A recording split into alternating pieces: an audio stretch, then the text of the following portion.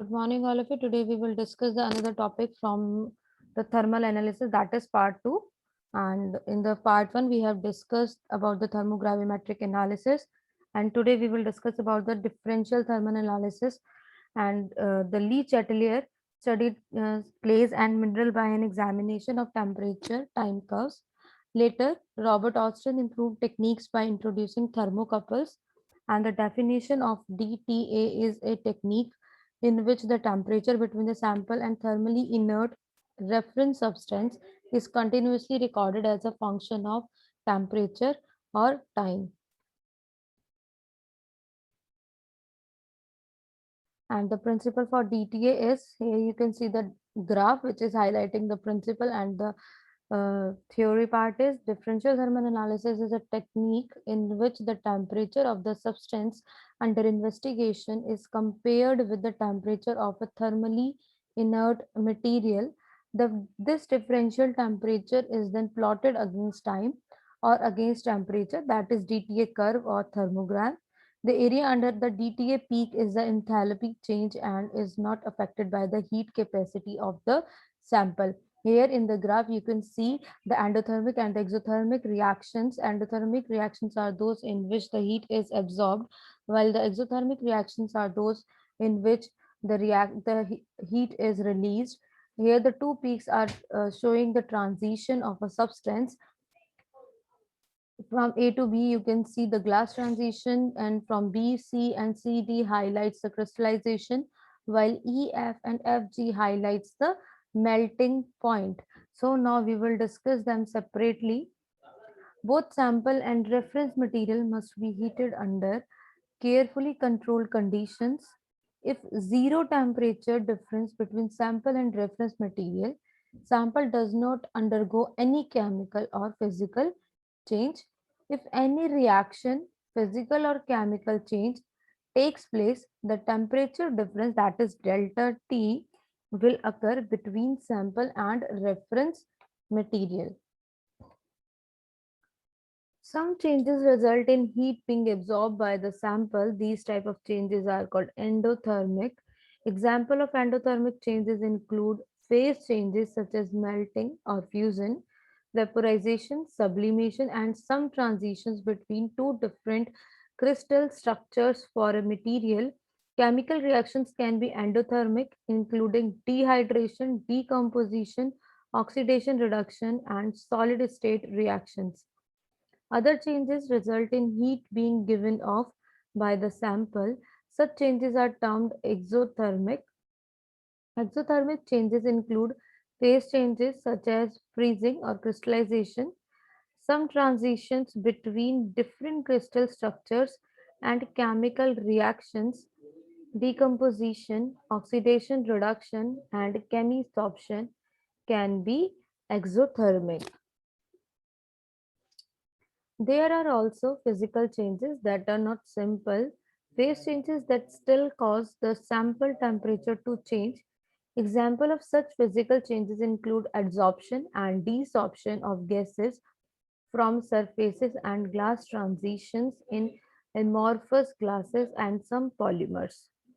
The glass transition is a change in an amorphous material from a brittle vitreous state to a plastic or rubber-like state. Glass transition are second order phase transitions. The reverse transition achieved by supercooling a viscous liquid into the glass state is called vitrification. Now come to the instrumentation part. The first part of the instrumentation or the equipment is sample holder. Sample and reference crucibles are generally metallic or ceramic, that is silica, and may or may not have a lid. Many metal pans with lid have the lid crimped on using a special tool. Best results are obtained when the area of contact between the sample and the pen or crucible is maximized. Samples are generally in the 1 to 10th mg range. For analytical applications, the dimensions of the two crucibles and of the cell wells are as nearly identical as possible. Furthermore, The weights of the sample and the reference should be vertically equal. Here's the instrument. We can see the sample pan, the reference pan, the furnace, and the programmer. The computer is attached with it to control the conditions of the system.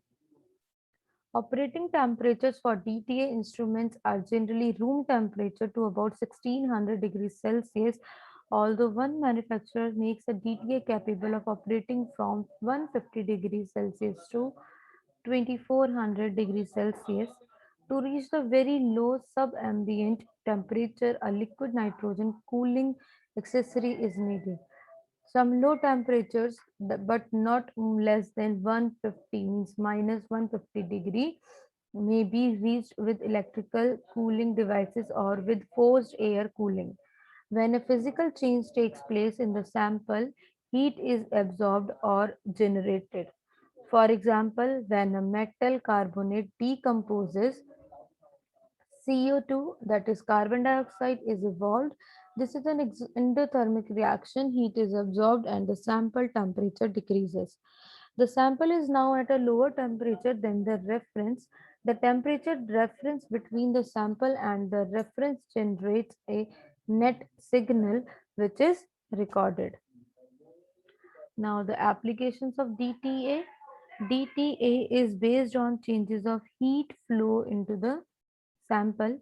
Using DTA, we can detect the decomposition or volatilization of the sample just as we can with TGA.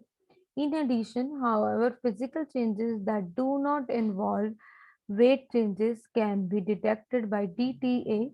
Such changes include crystallization, melting, changes in solid crystal phases, and homogeneous reactions in the solid state. In each of these changes, there is a flow of heat between the sample and its surroundings caused by endothermic or exothermic transitions or by changes in the heat capacity. The main use of DTA is to detect thermal processes and characterize them as exothermic or endothermic, reversible or irreversible, but only qualitatively. DTA thermal curves can be used to determine the order of a reaction, that is kinetics of the reaction, and can provide the information required to construct phase diagram for materials. Qualitative identification of materials is done by comparing the DTA of the sample to DTA thermal curves of known materials. DTA thermal curves serve as fingerprints for materials. DTA can be used for characterization of engineering materials, for the determination of the structural and chemical changes occurring during sintering, fusing, and heat treatments of alloys to change microstructure, identification of different types of synthetic rubbers, and determination of structural changes in polymers. DTA is widely used in pharmaceuticals and food industries. DTA may be used in cement industry, mineralogy, research, and in environmental studies. DTA curves may also be used to date bone remains or to study archaeological materials. Thank you so much.